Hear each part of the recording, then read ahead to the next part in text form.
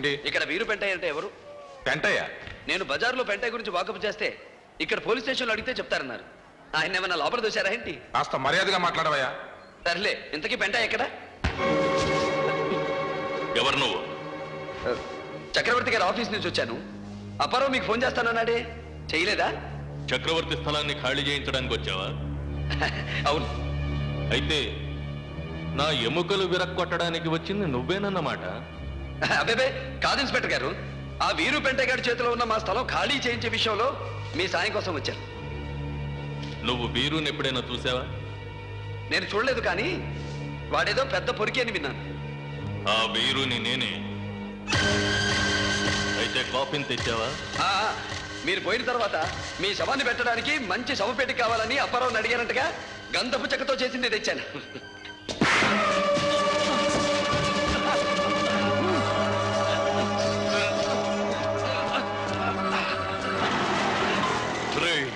నేను చచ్చిన తర్వాత కానీ ఆ స్థలాన్ని ఖాళీ చేయించలేపురా.